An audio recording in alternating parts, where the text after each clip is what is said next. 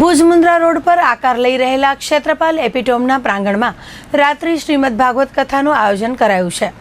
જાણીતા કથાકાર સ્વામિનારાયણના વિદ્વાન પૂજ્ય સંતશ્રીના વ્યાસાસને આયોજિત કથાનો 7મી જૂનથી પ્રારંભ થયો હતો। તારીખ 13 જૂનના કથા વિરામ પામશે। કથા શ્રવણનો સમય રાત્રિના 9 થી 11:30 રહેશે।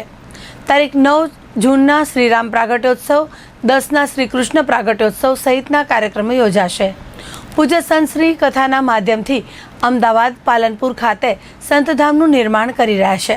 કથાના માધ્યમથી નાનપણમાં જ બાળકોમાં સારા સંસ્કારોનું સિંચન થાય, યુવાનો વ્યસન અને અનીતિના માર્ગે ન ચડે તેવો હેતુ રાખી યોજાતી કથાઓના સત્સંગથી અનેક યુવાનો વ્યસનમુક્ત થયા છે। પરિવાર ભાવમાં વૃદ્ધિ થઈ છે। ત્યારે કથા સત્સંગનો લાભ લેવા યજમાન પરિવાર ક્ષેત્રપાલ ઇન્ફ્રાસ્ટ્રક્ચર LLP દ્વારા અપીલ કરાઈ છે।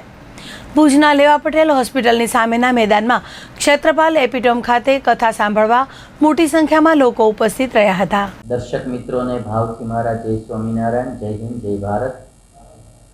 ભુજમાં શ્રી ક્ષેત્રપાલ ઇન્ફા કંપની દ્વારા સુંદર મજાનું શ્રીમદ ભાગવત કથાનું આયોજન થયું છે।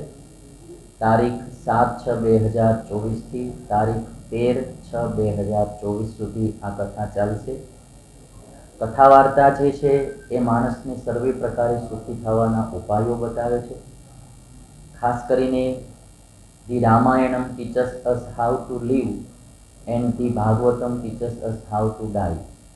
કઈ રીતે જીવન જીવવું, એક માતા પિતાએ, એક પુત્ર અને પિતાએ, એક સાસુ વહુએ, એક દેરાણી જેઠાણીએ કઈ રીતે જીવન જીવવું એ રામાયણ શીખવાડે છે।